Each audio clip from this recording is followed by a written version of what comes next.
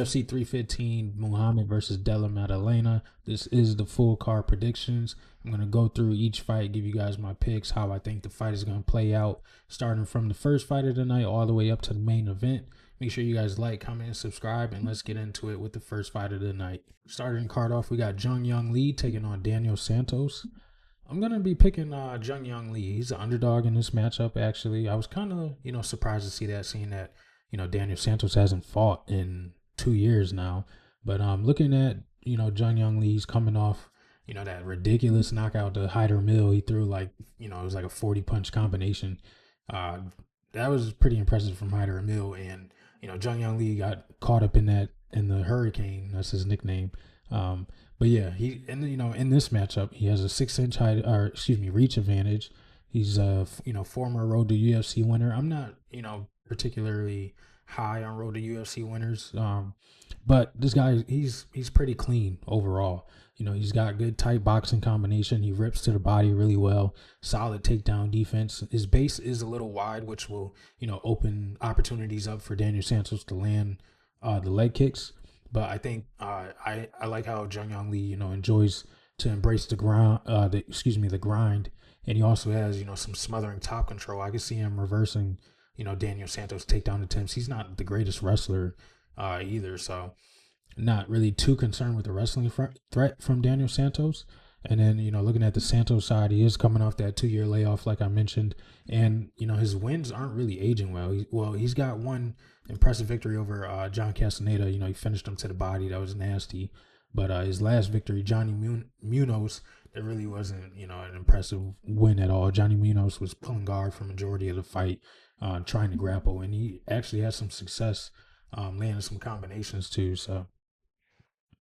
But I also have to, question Daniel Santos' mental and physical condition. He was supposed to fight Davey Grant, I want to say maybe like 2 or 3 weeks ago. He pulled out of that fight for an undisclosed reason. So, he's making a pretty quick turnaround. But he also enters the pocket pretty aggressively. He's really active with his striking. But he does put himself into submissions like in that Johnny Munoz fight. Chin is also, a little questionable. I believe Castaneda was rocking him with some big punches early in that fight as well. He was able to come back and got the knockout win, but he was getting dropped by John Castaneda. And Castaneda is not the biggest puncher either. I definitely favor Jung Young Lee's power over the likes of a John Castaneda, but he will force a brawl, and I'm gonna favor Jung Young Lee to win in that. His tight boxing combinations and close, I could see him landing something devastating, probably. Shut Daniel Santos' lights out. So I believe he's been knocked out before, right? Maybe I'm mistaken. A lot of these shoot the box guys, they kind of look a little similar. Yeah. So no, he's lost decisions, but John Castaneda was definitely, hurting him in that fight. So it'll be an interesting scrap. Good card opener for sure. Next up, we got Modestas Bukaukus taking on Ion Cutelaba. Good to see that, this matchup was made. They actually fought on the same card last time out. Modestas was fighting Rafael Sakata, knocked him out early in that fight, and then Cutelaba got the impressive win over Ibo Aslan. Used his grappling, got the arm triangle submission. But I'm gonna be picking Bukaukus in this one. So I'll start with Cutelaba. He's primarily a brawler, honestly, and I feel like that's like that's one path to victory that I could see him getting in this fight. He's gonna need to cause a lot of controlled chaos, because if he gets too wild, Bukaukis is a sniper from the outside, and I could definitely see him landing a big shot. He does, where he's starting to utilize his wrestling, and he got that submission over Ibo Aslan. But I like, Bukaukis' takedown defense. It's not the greatest, it's not the worst though, but he can definitely, I feel like he can shuck off Cutelaba's takedown threats. And Cutelaba has overcome some adversity, in his past fights. He's been hurt before and was able to, shake back. Ibo Aslan hurt him. He was hurt in that Ankalaev fight, the first one, where the ref, stopped it a little early, but, Ankalaev came back and finished the fight in the second matchup, sorry. Yeah, he has some heart, but he also loads up on a lot of his punches, and I could see Bukaukis being, the smoother, cleaner fighter, just landing something, in the pocket, or even on the outside. I like his outside work too. He's he's got really good in fight adjustments. He's got good lateral movement. His stance switches. He can fight out of both stances. He's got good long straight shots, and as long as he stays composed and doesn't react to the brawl and enter the brawl, I feel like he should win this fight pretty convincingly. He could probably score a knockout or win it on the scorecards and wouldn't be shocked by either outcome. As long as he continues to mix in the clinches, probably threaten some takedowns too, just to get CUTELABA thinking about defending the takedowns. It'll be a really interesting scrap, but I do favor BUKAUKUS in this fight. I think he's going to be a lot cleaner, and I believe he has he's got a 3-inch reach advantage, so I can see him using that to his to having that advantage as well too. His jab is pretty good. He's got really nasty body kicks, and I could just see him winning. I wouldn't be surprised if he gets a knockout on this one.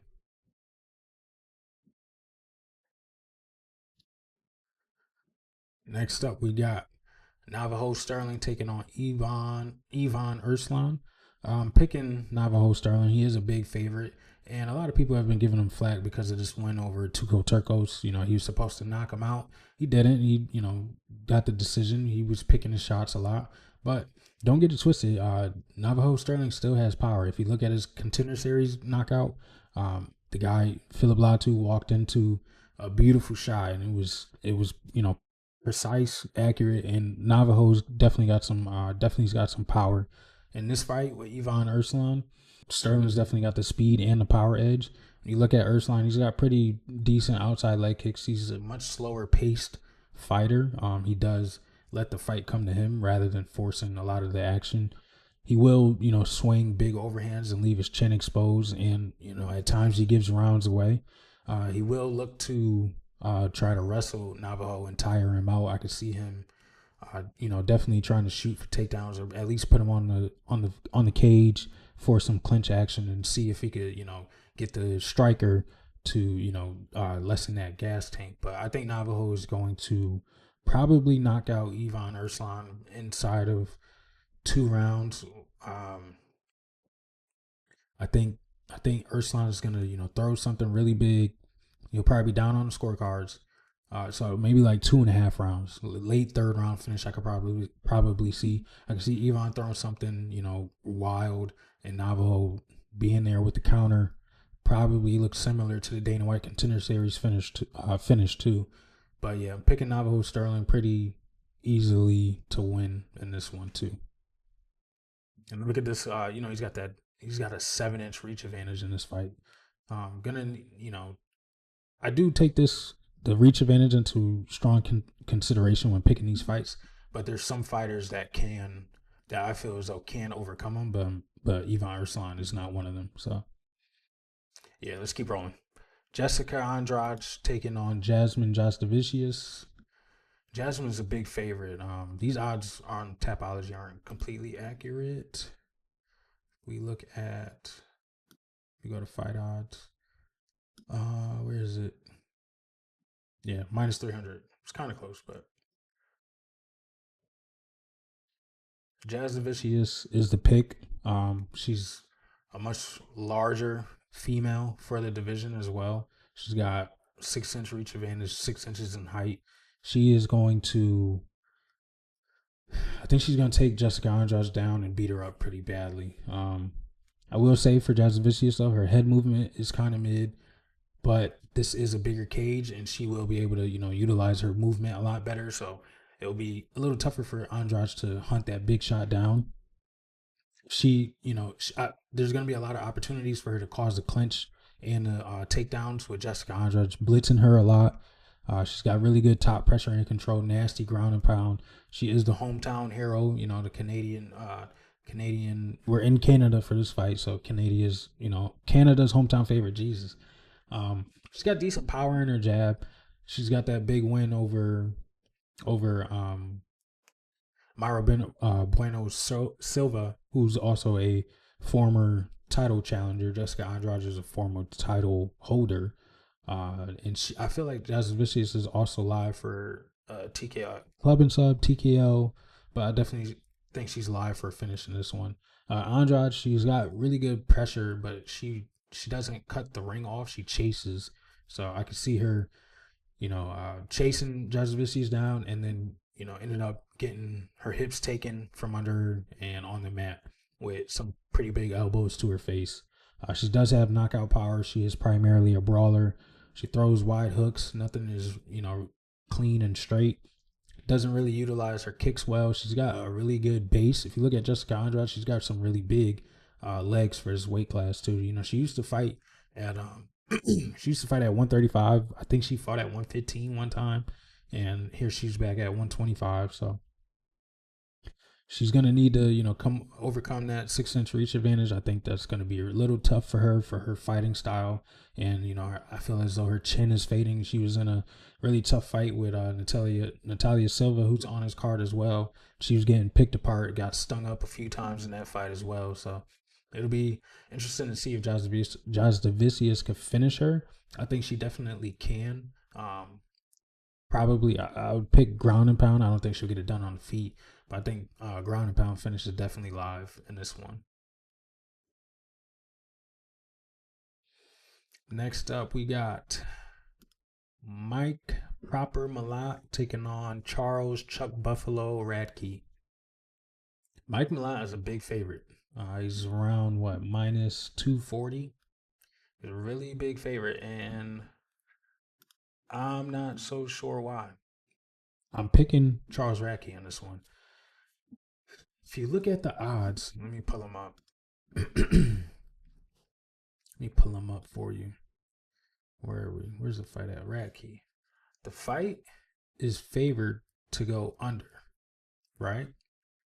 So if they're expecting a finish in this fight, I would favor it on Radtke's side. He's got dangerous power. He's got really his grappling defense is underrated. He's pretty good. He's a pretty good wrestler as well. Hasn't really utilized it in the UFC because he's been knocking everybody out pretty much. Except for this Blood Diamond fight. It was iffy performance. But other than that, knockout over Gilbert Urbina. He got finished by Carlos Prates, but that is a loss that ages perfectly. Carlos Prates just lost to Ian Gary. So he's losing a top, 15 welterweight. Then he beat Matthew Semmelsberger, who's also built similar to Mike Malott. And they're saying that Mike Malott is 6'1" and Charles Radtke is 5'9". I don't think so. I think Radtke's probably like 5'10", 5'10 and a half, 5'11". When you look at Mike Malott, he likes to strike from the outside. He's got that. He's got the bounce back victory after getting fraud checked in Canada by Neil Magny about 2 fights ago, a year and a half ago, or a year and some change ago. Definitely overextending himself, gassed out in that. I believe it was the second or third round. Neil Magny got on top of him, ground and pound finish. Absolutely piss poor performance from Mike Malott. And he came back, he fought Trevin Giles. But Trevin Giles, he looked a little hesitant in that fight, but he was having some success with his jab. Mike Malott wears damage pretty bad too. He's really pasty, and his face was all red and bruised and bloodied up. He's got, some solid kicks at all 3 levels. He would have to contain the gas tank in this one, and he might have a bit of a speed advantage from the outside. But when we get in those mid to red zones, Charles Radtke is dangerous. He's got that dangerous left hook. He's definitely got the power advantage. Got really good tight boxing combinations.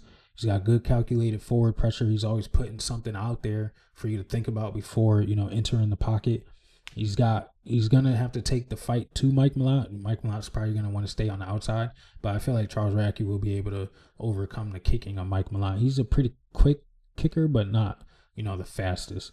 I feel like that Carlos Prates loss is definitely going to help him in this fight. Prates is a lot longer than Mike Malott is, and this the reach and height advantage isn't significant at all. It's an inch, if that. I feel like Radtke is going to be able to check a lot of the leg kicks, and he trains with Belal Muhammad, who is the welterweight champion. And the Chicago team is pretty deep. They got Ignacio Bahamondes over there, Belal Muhammad, Charles Radtke, and I can't remember who else, but that team is pretty deep, and they've all been improving at a really good pace. That performance from Bilal was impressive. Ignacio Bahamondo's last two victories were really impressive, and then Charles Radtke bouncing back from the protest loss and knocking out Semmelsberger was really impressive. So I favor the knockout artists to win inside the distance if the fight is being favored to win or to end inside the distance in this fight. I don't see Mike Malott getting like a body kick knockout. He does throw a little bit of knees, but I think Charles Radtke is aware of the kicking ability of Mike Malott. I don't think he'll get finished to the body again. I think Mike Malott's going to enter the pocket and he's going to meet a left hook. So picking the American to upset Canada's favorite again in his hometown, it would be a really nasty loss for Mike Malott 2 times in his own backyard. It'd be nasty for him. But I do think Charles Radtke finishes this fight. Next up, we got Marc-Andre Barriault taking on Bruno Silva. Honestly, flip a coin. You never know what you're gonna get. Both of these guys. I will pick Marc-Andre Barriault. Excuse me. Just because Bruno Silva's last few performances have been pissy. Marc-Andre has just been getting knocked out. Knockout over Stoltzfus. Pfeiffer knocked him out pretty bad, and then he lost to Chris Curtis. A really close fight, but reason why I'm picking Barriault, I don't see Bruno Silva with the knockout power like a Pfeiffer or like a Dustin Stoltzfus. I think for Barriault, he's just gonna have to stay smart, utilize the grappling. He can, I believe he has a few submissions in the UFC, right? Oh man, no. There's somebody I'm getting confused with somebody, but he does have the ability to wrestle at least. I think he needs to cause some grappling exchanges, put Bruno Silva on the cage, smother him, don't let him get back into range. Bruno, he's iffy, man. He's on a 4-fight skid. He has a chin, but he has eaten a lot of damage. He fought Poatan in his, I believe it was his UFC debut. Poatan's UFC debut. Took a lot of damage in that fight. But was the only, or not the only guy. Him and Jan are the only two to go. Him, Jan, and Magomed Ankalaev are the only 3 people in the UFC to go the distance with Poatan. But his IQ is really questionable. He's open to calf kicks with that. His lead leg is out there. He's lost by submission 7 times. So, like I said, I would think Marc-Andre needs to focus on the grappling in this fight. And I don't see any type of urgency left in Bruno Silva. He was down 2 rounds to what's his name? Ismail Nardiev. Down 2 rounds, and he just didn't care. That's what it looked like. The Chris Weidman fight, I know he got his eyes poked, but Chris Weidman was taking it to him. And I would give Marc-Andre the power advantage over Chris Weidman. So Barriault just needs to, avoid big exchanges, utilize the grappling, attack the lead leg, stay smart, and I think he should be successful in this fight. Could be the first guy to knock out Bruno Silva. I'm not saying he will, but definitely picking him in this matchup. One of these guys are out of the UFC, whoever loses. And I'm going to favor Marc-Andre, who's been losing the better competition, I'll say. Chris Weidman, he just retired. Magomedov, he's just a striker. And, he doesn't mix up the martial arts. And then who else did he lose to? Brendan Allen. Brendan Allen's a solid opponent, but he's also questionable too. His IQ is really questionable. Subbed him up. And then Nardiev, back on his UFC debut. But Pfeiffer, Stoltzfus, Pfeiffer is a nasty guy. I rank Pfeiffer over all of these losses. Brendan Allen will probably be the more comparable one, but like I said, Brendan Allen's IQ is really questionable, and he just lost to Fluffy, who's a dog as well. But yeah, I'm gonna pick the power bar, the Canadian, to get it done in his backyard. Opening up the main card, guys. If you haven't already, make sure you like, comment, and subscribe to the channel. We got Brad KATONA taking on Beksat ALMAKHAN. I'm picking Beksat. I think the speed advantage is definitely going to, excuse me, be a factor in this fight. When you look at KATONA, he's a very scrappy vet. You know, he has the ability to force a lot of exchanges. If you look at the Cody Gibson fight, you know, he did really well late in that fight as well. He will, you know, trade in the pocket. His chin has held up to this point, but I don't know how much more he could take. You know, he fought G Matsumoto last time out. He beat Jesse Butler, who's not that good. Lost to Garrett Armfield, who's a really solid boxer, and then the win over Cody Gibson. But he's got, you know, some really good step-in elbows in the pocket. Will wrestle if he's hurt, but he does struggle to set up his shots. Solid tight hooks in the pocket and still has pretty good speed. But looking at Beksat, he's gotten, you know, he lost to Umar Nurmagomedov on the short notice debut, and he actually dropped Umar in that first round. Got controlled for the, you know, the entirety of the fight after that, but that was pretty impressive. You got to give it to him. He's got very fast kicks. Like I said, he got dominated by Umar, who's a championship level fighter. He just lost to, you know, Merab. I think he will be the more cleaner and powerful striker in this matchup. Wrestling threat isn't as dominant. You know, Brad KATONA's wrestling isn't as threatening as Umar's is, so he should be able to defend a lot better. He's got really good explosiveness to get back to his feet. Umar was struggling to, you know, control him early in that fight, and then he was able to, you know, he tired out after a while, but he was exploding back up to his feet pretty consistently, I would say, early on. He's got really fast high kicks, and I feel like I like how he finishes a lot of his combinations with a kick too. So I think Beksat is going to put, I feel like the pace will be matched actually, but I think he'll put a lot more out there for the judges to score. And he's also got, what, 3.5, 4.5 inch reach advantage in this fight too. I didn't know that. He looks like a, you know, a kind of small guy, but Brad KATONA, he's really tight too. So I guess so. But yeah, I'm picking Beksat. I think he's going to, you know, put a lot on Brad KATONA. Brad KATONA wears damage, pretty nasty too. So we'll see. But I do like this fight to open up the main card. It's a really cool fight. Picking Beksat in this one. Next up, we got Royalty, Jose Aldo taking on Amin Zahabi. I don't know why I thought Amin Zahabi was like 28. Dude's 37. I'm picking Jose Aldo. Aldo, more quality opponents, impressive takedown defense. You know, he has only been taken down a handful of times, and the people who did take him down were elite. So I think Jonathan Martinez took him down, but he got right back up to his feet and was putting it on him. Still has pop, still has speed. As long as he stays off the back foot, he should win this, you know, every exchange, honestly. Take center control, rip the combos to the body. He's one of the best body punchers in the UFC. More leg kicks. He needs to utilize that more. He didn't, you know, really use them in the Mario Bautista fight.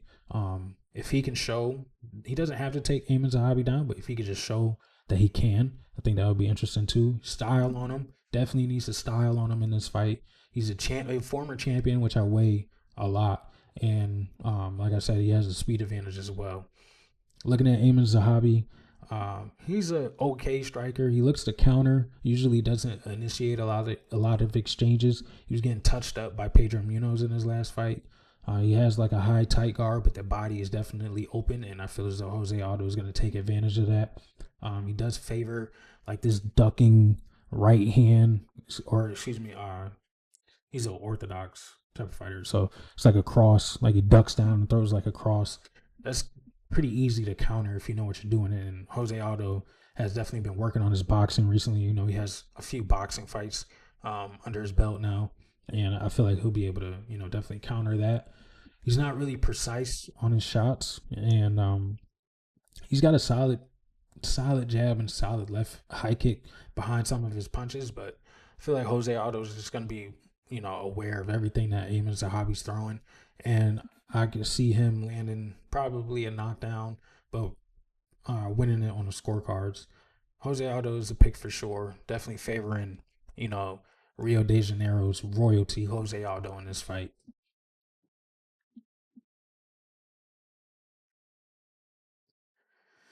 Next up, we got Alexa Grasso taking on Natalia Silva. I'm picking Natalia Silva. I feel like her speed is just going to be way too much in this fight. She's got lightning quick taekwondo. She's got one of the best takedown defenses in the women's division. She beat Jasmine Jasudavicius, who's also on this card, who's a better wrestler and larger than Alexa Grasso. She's got a nice stinging jab, good tight boxing in the red zone. I will weigh Alexa Grasso's boxing better, but when Alexa closes the gap, I like Natalia's striking a lot more. Movement is impressive, and this is a bigger cage, so she'll be able to stay on that bicycle, utilize her outside kicks, the teeps, the side kicks that she likes to throw a lot more compared to when she fought Jessica Andrade in the Apex, which is a much smaller cage, and Andrade was still struggling to find the distance in there. Natalia Silva, she's a surging contender. I feel like if she wins this fight, she's definitely going to be fighting the winner of the co-main event. And she's got a really versatile game. She's got 7 submissions, 5 TKOs. She's 6-0 in the UFC, has gas to go 5 hard. So does Alexa Grasso. But I also favor the power in the red zone, like I mentioned with the boxing. Alexa Grasso, she's the former champion. Had this 3-fight trilogy with Valentina. The very first win was impressive, but I feel like, that happens one out of 10 times when she fights Valentina. The draw, she definitely lost, and then she lost the third fight, and she could not stop a takedown to save her life. She's got good boxing, solid jiu-jitsu. She trains with Diego Lopez, so the jiu-jitsu influence has definitely grown on her recently. When she was making her title run, it was primarily the boxing that was getting it done, but ever since she teamed up with Diego, I don't know if they're dating or not, whatever. I know that was the issue with Diego and Yair, who knows, but her jiu-jitsu has not gone through the roof, but she's definitely using it more. She was too willing to fight off of her back in that Valentina loss in the last fight, searching for subs. And I feel as though she'll be at a speed disadvantage in this fight. Natalia Silva, she's really, really quick. Her kicks are quick, her punches are quick, and the flurries that she throws could be consequential too. She can, however, counter the kick by tying up, but Natalia Silva's takedown defense is pretty good. I don't see Alexa Grasso, securing many takedowns. Maybe she'll get like 1 or 2, but other than that, I don't know. Natalia Silva's takedown defense is really good. And I have to question if Alexa Grasso peaked, honestly. She won the belt, then she lost that draw. I'll just come out and say it. And then she lost again. So, we had to question her confidence. Is she able to come back? Does she want to fight for the belt again? It's just a lot of questions around Alexa Grasso right now. So, you got some, not every time, but there's a surging contender, in your rear view, and they're on the way to your front doorstep. Sometimes you get lapped. And I think Natalia Silva has what it takes to beat an Alexa Grasso, a boxing heavy Alexa Grasso. So picking Natalia Silva in this one. I think the speed is definitely going to help her. The bigger cage is going to help her. And I like her striking a lot better. Next up, we got the co-main event. Valentina Bullet Shevchenko taking on Manon Fiorot. This was probably the hardest pick on the card. I'm going to pick the champion. I'm going to pick Valentina.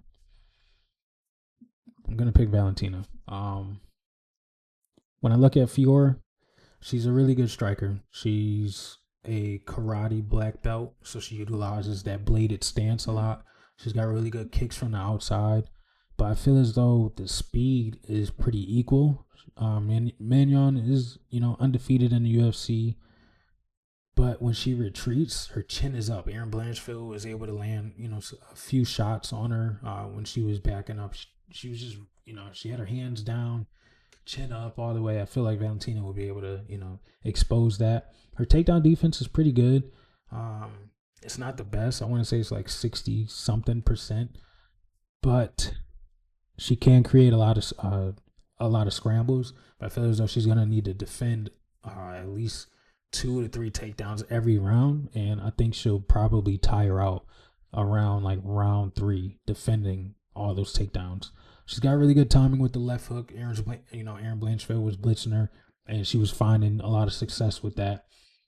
She will need to stay on the outside the entire fight. She's got really good footwork, but she does dip her head to each side at times, and I feel as though Valentina will, she's gonna hone in on that and throw that, that nasty high kick that she got the knockout over Jessica Eye with. It was a few years ago, but nasty head kick. If you didn't see it, go look it up. Looking at Valentina, I feel as though for her to win this fight, she's gonna need to modify the blitz, switch up the timing. She comes in. You can tell when she's ready to blitz in on you, but if she just switches up the timing on that, it'll definitely draw out that left hook from Magnon, and she can probably counter that with the wrestling, get under the hook, take her down, or at least get a shot on her, put her up against the cage, land some damage there, close the distance with the flurries, utilize the wrestling, the clinch control, win the later rounds, because I feel like the first 2 rounds will probably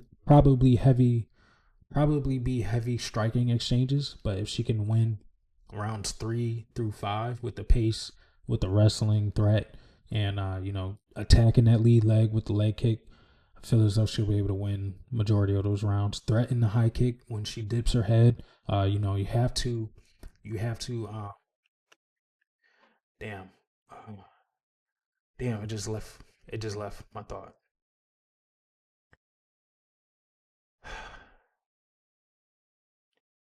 You have to, when people make mistakes, you have to, you know what I'm trying to say? When people make the same mistakes, you have to cause the consequence. Something like that. You know what I'm trying to say, though? They keep doing the same thing. You got to smack them on the hand. Something, you know what I mean? But yeah, Valentina, as long as she keeps the fight in the mid to close range, I feel as though her striking is better in those zones. She can't stay on the outside, or Fiora is going to pick her apart, with the kicks, the side kicks, keeping her at bay. She definitely needs to close the distance intelligently. Like I said, modify the blitz, and she should be successful in this one. I do think, this trilogy probably took a lot from her. That first one, it was, like I said, it was like a 1 out of 10 submission from Alexa Grasso. I know she practiced that what was a spinning kick from Valentina, and she took her down perfectly, got the choke, but it didn't happen again. So and like I said, Valentina won both of these fights in my opinion. And then Natalia Santos fight was super close. It was super close. And Natalia Santos is actually fighting in the PFL now, but I don't know. I feel like she can still beat a Magnon Fior. If Natalia Silva wins and she's up next for the title, then I would definitely favor Natalia Silva to get it done. I feel as though she's a better striker than Magnon Fior. So I don't know. It'd be interesting. And, Fior is not super young. She's 35, doesn't have a huge height or reach advantage. So it'll be interesting. I don't know. Let me look at, the physicals between her and Erin Blanchfield. Let me see how they lined up. Blanchfield actually had a reach advantage, but she was able to defend a lot of takedowns too and get some of her own, and just be cleaner in the striking. Valentina is definitely a better striker than Erin Blanchfield, so it'll be an interesting fight. Very close, probably.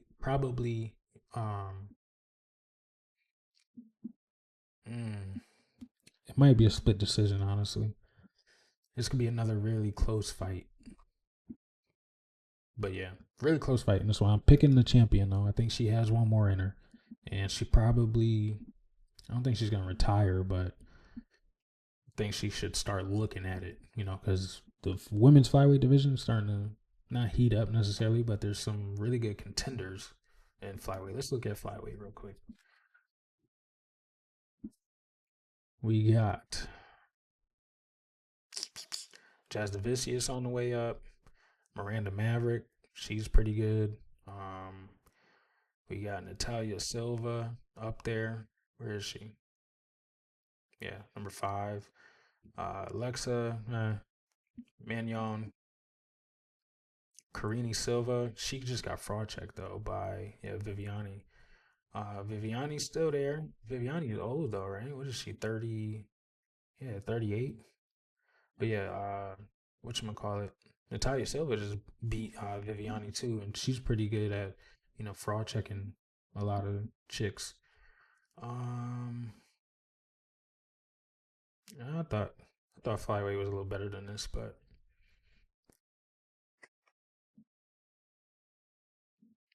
yeah. What am I talking about? Kong Wang, nah, she's got to recover from this still.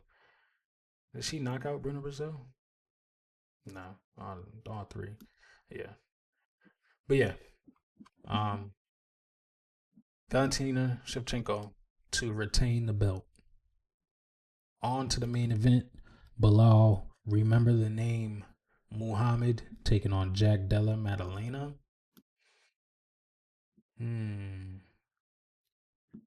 JDM's gonna knock him out. Nah, I'm picking Belal. You have to pick Belal in this matchup. I feel like this is a little too soon for JDM, and it was short notice replacement, if I'm not mistaken, right? JDM was supposed to fight, he was supposed to fight Leon. Things got switched around. Now he's fighting for the belt. Excuse me. A little gassy today. You look at Belal, he is a grinder. He's got strong body kicks. His boxing is underrated. A lot of people think Della's boxing is a lot better than Belal, but I think it'll be a little closer than a lot of people think. And he also has the ability to wrestle. He's going to grind the takedowns out. He's got that Habib style wrestling pressure / pace. Not necessarily, the damage when he takes them down, but he's trained with them. He knows how to wrestle like them, and he's definitely going to use that in this fight. I feel like Belal, just don't get too caught up in your ego and stay on the feet for too long, because Della will have some success if he decides to do that. He will force JDM to be honest though, because if JDM is throwing these long combinations, Belal can always drop down for like a single leg takedown, and JDM's not going to be able to throw those big exchanges because of that threat always being there. He's got super incredible wrestling strength. Like I said, he's trained with the Nurmagomedovs and Zabits and whoever else, the Dagestans over there. I can't think of any other last names. Nurmagomedov, Dvalishvili, whatever their names are, but you know what I'm saying. But I think Belal, another step to his game is if he threatens a lot of submissions. He had Leon controlled for the entire fight, and he didn't threaten enough submissions for me. So I would like to see him, adapt that to his game. I mean, look at JDM. He's a great boxer. He has faced some moments of adversity in recent fights, and it was against guys whose wrestling threat isn't as superior as Belal. He's got this win over Gilbert Burns, but Gilbert Burns was controlling him on the mat up until he, found the perfect knee. Kevin Holland, he beat Kevin Holland. Bezo Efez, short notice, was, doing some damage on the feet and was mixing in the takedowns with JDM. It was a really close fight. And then Randy Brown, he beat, and Danny Roberts. But yeah, this is a little too soon for JDM. He's only got one ranked victory, in the division. He has developed some grappling ability, but it's still not enough. I know there's a video of him and not Paul Craig, Craig Jones rolling, and I guess he submitted him, but I think that was just promotion. Honestly, you can't really take everything that leaks on social media serious. He will need a knockout to beat Belal, in my opinion. I don't see him out striking Belal for the entirety of the fight, because that wrestling threat is always going to be there. And we had to question what his gas tank is going to look like over 5 rounds. Short notice, not necessarily short notice, but short notice. First 5-round fight, right? Or was that Bezo Fez fight 5 rounds? I think this is his first 5 round. Let's see. Yeah, I know what I'm talking about. First 5-round fight. Yeah. First 5-round fight, so we have to see what that gas tank looks like. And this could possibly look similar to the Leon Bilal fight, where, you know, both of them need to finish in the 4th and the 5th round. So I'm picking Bilal to remain champion, spoil, you know, Islam's trip up to 170 as far as it goes right now. Hopefully Shavkat, you know, is healthy for, what are we in, May? So September, and he beats Bilal, so then Islam can move up. Islam versus Shavkat is a hell of a fight, but Islam has to get past, you know, Ilya first if that's the fight that's being booked. I don't know. It could be Charles versus Ilya for an interim or a vacant belt. We don't know. Maybe Islam doesn't care that Bilal is champion. He still wants to move up. The weight cut's getting too hard for him. We don't know, man. UFC 317 is what, like 60 days away. We still only got like 2 fights announced, so we'll see. But yeah, I'm picking Bilal here. I think he's gonna remain and still. And you got to remember the name this time. But it would be good for the fans for JDM to win. But I don't think it happens this time around. He's gonna need to put together a better string of opponents, ranked opponents, to get the belt. But who knows? You know, he does have the power to do it. I just think Bilal is just going to be a little too intelligent for him. He's going to draw out the long exchange and shoot down for a takedown and secure a lot of control time, do some damage on the mat too. So I'm picking Bilal to win, unanimous decision. I know he gets a lot of flack for being a decision guy, but he does what he needs to do, man. So yeah, Bilal Muhammad to remain, picking both of the champions to remain. So, but yeah, that's it for UFC 315. Let me know what you guys think in the comments. If you agreed with the picks, if you disagreed, if you liked the card, if you don't. I'm going to give the card on paper. It's got some really good fights. A lot of people were giving this card, you know, some flack, but I'll give it like on paper, I'll give it like a 7. We don't have a lot of fights. We only got 11 fights, but yeah, I'll give it like a 7 on paper. We could see a lot of decisions. You never know. But yeah, really like this fight card. But let me know what you guys think in the comments. If you don't have nothing to say, just drop a W for me, boost the algorithm. Thank you guys for showing up and supporting. And I'll see you guys for Makai's Money Making Plays later this week, where we're going to, you know, find a lock of the week and find some plays to get some money on. So thank you guys for tuning in, and I'll see you on the next one.